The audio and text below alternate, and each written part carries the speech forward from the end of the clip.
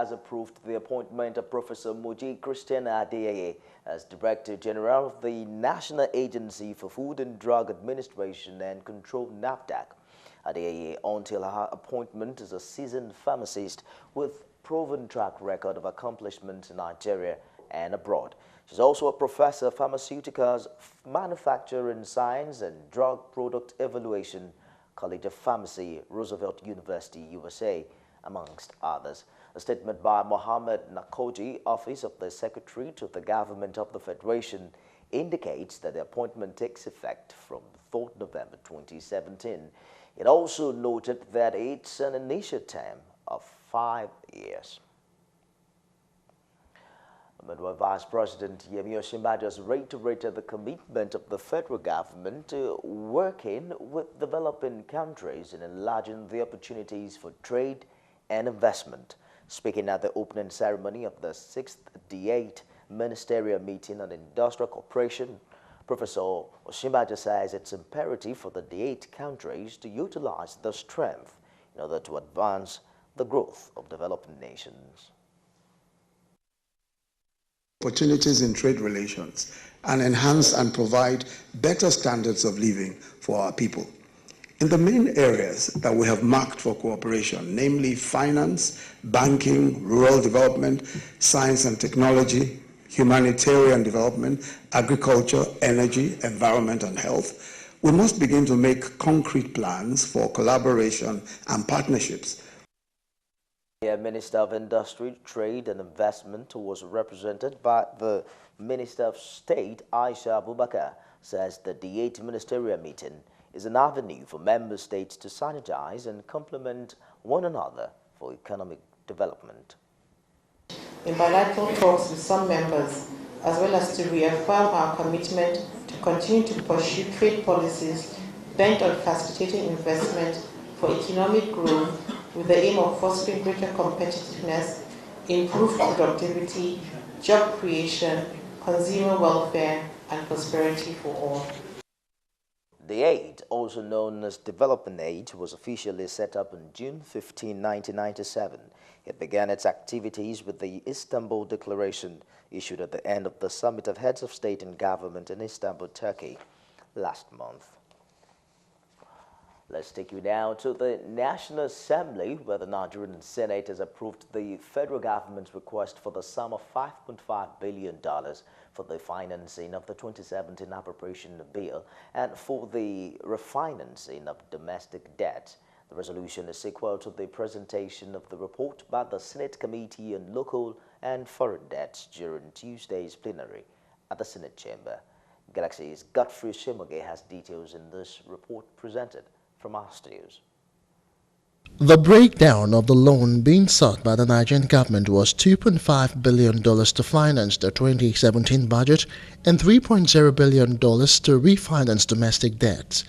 Presenting the report of the Senate Committee on Local and Foreign Debts, the chairman, Senator Sheikh Hosani, representing Kaduna Central, said the terms and conditions for acquiring the loans are favorable to the economy and the risk of mortgaging the future of the country are non-existent.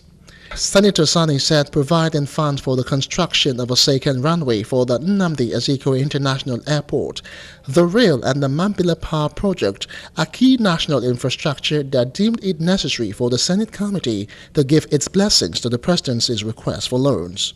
Counterpart funding for the rail projects and for construction of Bodo Boni Road with a bridge across the Opobo Channel. B, that the Senate do approve the US $3 billion for refinancing of the nation's domestic debts. Supporting the motion, Senator Gbenga Ashafa and the Senate leader Ahmed Lawan said the projects that the $5.5 billion loan is meant to fund are both laudable and nationalistic in coverage. If we consider the projects that these loans are supposed to cover, you will all agree with me that they are spread across the geopolitical zones. The $3.0 billion, Mr. President, for the general public to understand, is not a loan that will be used today Ruling on the motion, Deputy Senate President Ike Ekweremadu, who presided at Tuesday's plenary, said ensuring adequate funds for the funding of the 2017 budget was imperative. Ekweremadu, however, urged the Debt Management Office to ensure the effective management of the nation's debt profile in the light of the Senate's granting approval to the issuance of the controversial $5.5 billion loan. Government in matters that concerns the ordinary people of Nigeria. The implementation of the 2017 budget is key, because any appropriation act that is not implemented is worthless. So whatever needs to be done to ensure that the budget is implemented, we always have the support of this Senate. Recall that President Buhari had in October wrote the Senate requesting approval for the external loan. Meanwhile, the Nigerian Senate has approved the recall of the embattled former Senate Majority Leader Ali Ndume after completing his 90-day suspension. The Borno APC senator, who was placed in suspension following a recommendation by the Ethics and Privileges Committee of the Senate, headed by Senator Samuel Ayawu, is now scheduled to resume at the Red Chamber on Wednesday. Deputy President of the Senate, Ike Ekweremadu, who presided at plenary on Tuesday, made the announcement, noting the decision to recall Senator Ndume was after a meeting held behind closed doors. So I take it again, the Senate in the closed session deliberated on issues bordering on the workings of the Senate in particular and National Assembly in general. The Senate also discussed the suspension of Senator Ali Ndume and resolved that he should resume sitting on Wednesday, 15th November 2017. A federal high court in Abuja last week had nullified the senator's suspension, saying it was illegal, ordering that Ndume be immediately reinstated and payment of all his entitlements for the period of the suspension be made. Now, let's take a break and we'll be back with more stars. 20th head of service of the state with a charge on her to hit the ground running and work assiduously to bring out the best in all the civil servants in the state for the overall benefit of the people. Speaking at the swearing-in ceremony held in Lagos, Governor Ambode says concerted efforts have been made to place the state civil service on a sound footing for proactive and technology-driven service delivery. For our contributions to the development of our state and the strengthening of our public service. As always, this appointment is in recognition and reward for competence, commitment, perseverance, and hard work. By this elevation, you have risen to the pinnacle of your career as a civil servant.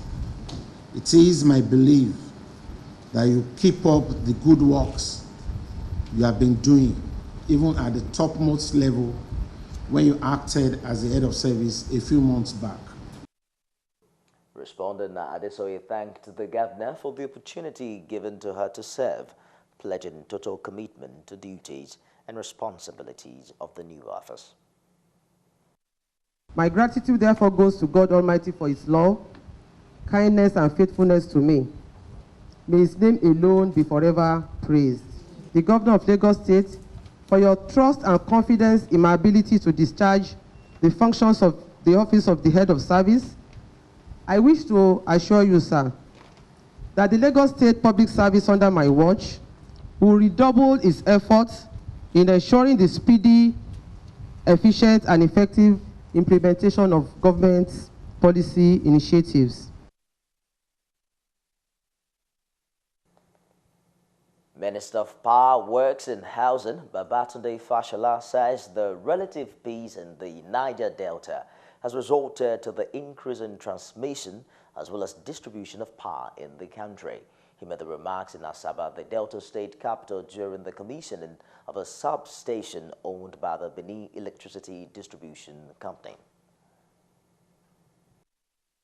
Well, we'll bring you details of that story subsequently. Let's move on to the other one now, and we're taking you now to Abuja, where a group under the aegis of the Borno Young Professionals says Nigeria's anti-graft organization, the EFCC, is not clean enough to spearhead the investigation into the activities of former chairman of the Pension Refunds Committee, Abdurrashid Maina, as the commission is entangled in the whole missing 2.1 billion naira issue, which is at the heart of the unfolding corruption scandal. Addressing journalists on Tuesday, the group calls for a public hearing where Maina will give a side of the recovered 1.6 trillion naira and the missing 2 billion naira. We, the Borno youth, shall not support our brother Alhaji Abdurrashid Maina to come out except the federal government set up a panel that is equivalent to that of Justice Oputa, where every trial will be done in the open to Nigerians to know the actual detail of what took place while we held forth as the chairman of PRTT.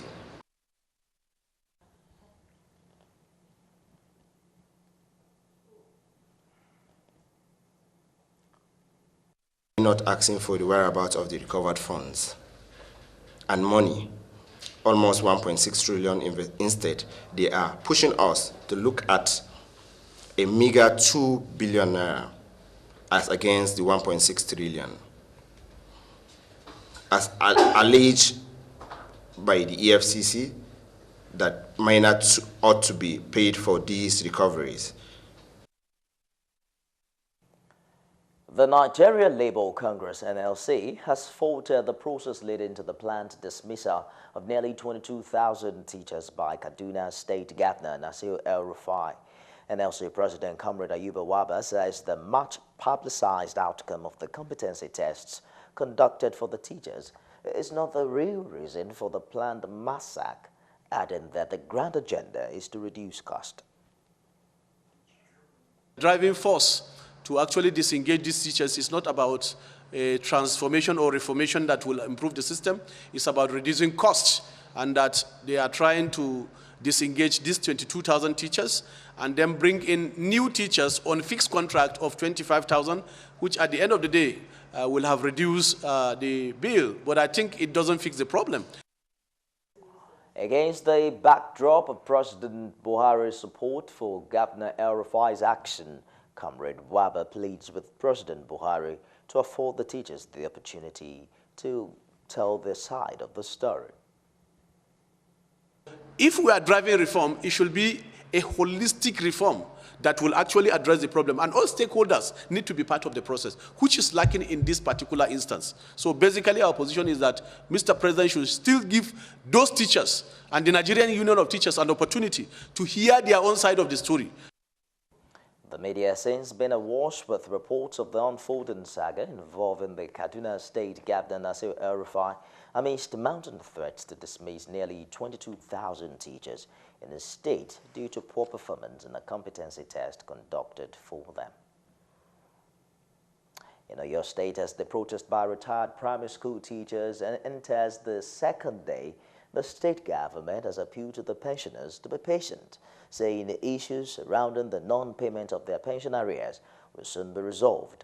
The retired teachers had commenced a 3-day protest yesterday following the non-payment of their 17 to 56 months pension arrears by the Oyo State government.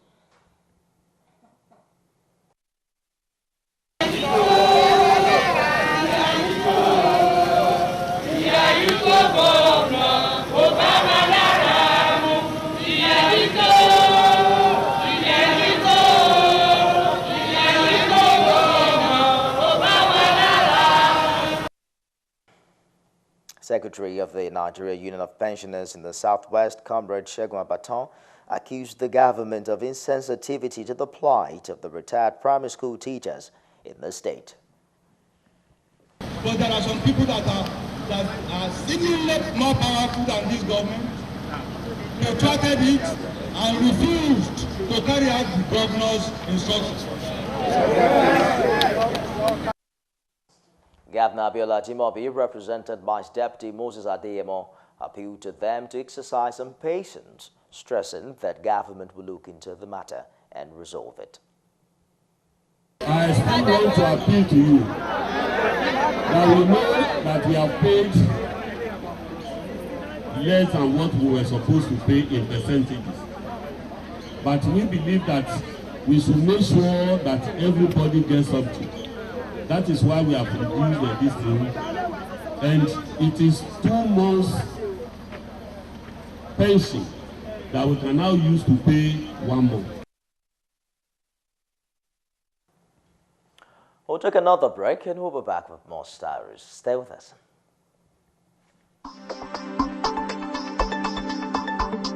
Welcome back. The federal government has been advised to work towards creating an enabling environment for medical practitioners in order to curtail the persistent brain drain and mass exodus of doctors to foreign countries.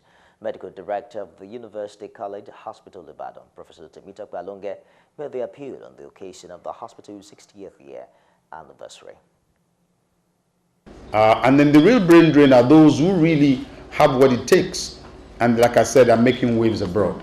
What have we done to try and attract them? When you have a good working environment, you have equipment that are available, and then you have the willingness on the side of management. On medical tourism, Professor Alonge says even if all the necessary facilities are on ground, some Nigerians would prefer going abroad for the sake of affluence. People have ego problems. They want to tell people I had my knees done in Washington, D.C. And I offered to do an arthroscopic surgery for somebody, a very big man, when I was contacted. But he decided to fly to England. And it takes me about 35 minutes to do an arthroscopic washout, cleaning, and debris removal. Meanwhile, the Lagos State University Teaching Hospital says it's committed to giving hope to women and parents who could not afford to give birth naturally. Director of Clinical Services and Training, LASUTH, Dr. Ayoade Adedokun, says this while briefing newsmen on the success of 74 live births recorded in the Institute of Fertility Medicine. Dr. Adedokun, who represented the Chief Medical Director, says the feat is worth celebrating as it's a signal of better things to come in the future. Who are hitherto meted out, all sorts of moral, psychological punishment, today are able to smile because there is a partnership that gave birth to IFM between LASUTH and the Bridge Clinic. And I think, once again, they deserve another resounding. Not every woman will have a child in her lifetime. So what ART is trying to achieve is to increase the percentage of women who would otherwise have been considered hopeless and increase their chances of getting pregnant. The other side of the story is this. When we talk about government involvement, we should realize that apart from fertility issues, government has to contend with other health issues. The Institute of Fertility Medicine was established in 2011 and managed by staff of LASUTH and Bridge Clinic. The Benue State Command of the Nigeria Drug Law Enforcement Agency, NDLEA, has intercepted a Maiduguri-bound lorry loaded with Indian hemp with 2 suspects arrested. The state commander, Florence Azelia, who briefed newsmen at the command headquarters in Makurdi, says the suspects were arrested along a Liade axis while conveying about 4 tons of the banned substances, the highest so far recorded by the command this year. The suspects, the main suspect is one, but now the driver, being the conveyor, will either be used as a prosecution witness because he is actually not the owner. The commander says the 140 packs of Indian hemp loaded in the lorry concealed with marble granite were conveyed from Edo State to Maiduguri. We are asking the federal government to really give the NDLEA the wherewithal, especially in terms of logistics.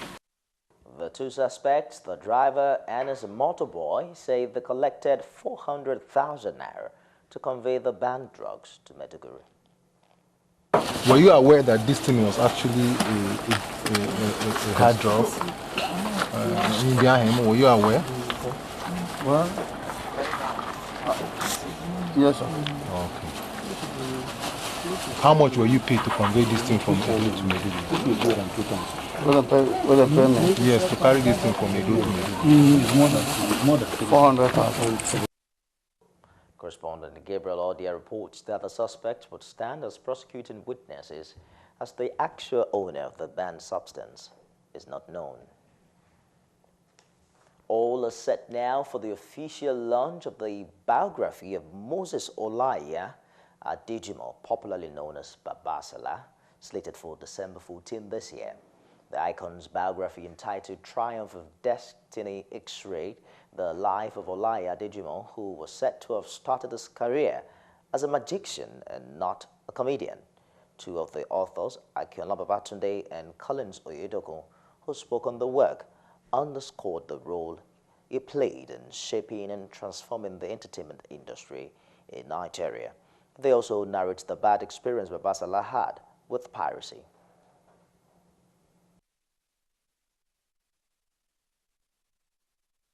Then he moved to theater. And his own theater was so peculiar because nobody was known to be a comedian then. The kind of drama that we had then was all this maybe traditional theater where you have all this juju and some other things. But in his own knowledge, he went for comedy. He was the first person to start comedy in Nigeria. That is why he's known to be the father of comedy. For example, he has one, a 3-story building at Michi, which was something to actually reckon with those times. But he had to sell off this to offset, his investment on the Olumori when it was pirated, because he actually had to borrow. There was a particular man, his benefactor, so to speak, that assisted him. He gave him his title document to his own property. And when he couldn't pay, when the film was pirated, the children did not know that their father had already sold off the children of JMJ. Babasala's first son, Reverend Delia Adejimo, highlights some of the achievements and efforts of his father in terms of investment.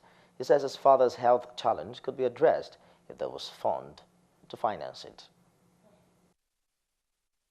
He had hotels. He had hotels. He had a recording company. He also had a photo magazine company. Unfortunately, management wrecked the whole business.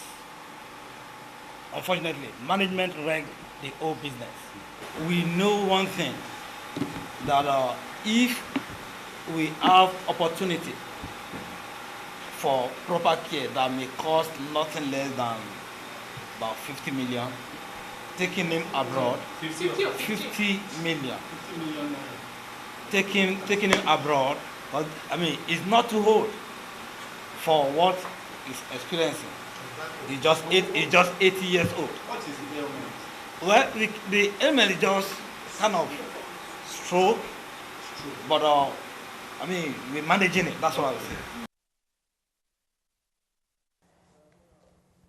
The Kwara State chapter of the People's Democratic Party, PDP, has held its state congress where a new executive has emerged. Former governor of Kogi State, who headed the national delegation, assured of the party's readiness to take over the mantle of leadership in the state, as Iyiola Oyedepo was returned as the party's state chairman. The queuing behind any aspirants from another zone be considered as unpatriotic as far as we're concerned in the Southwest. Because if we pick a national chairman from any other zone, outside the Southwest, you make the job so difficult for the PDP in 2019. We apologize for that mix-up. Let's bring you business updates now.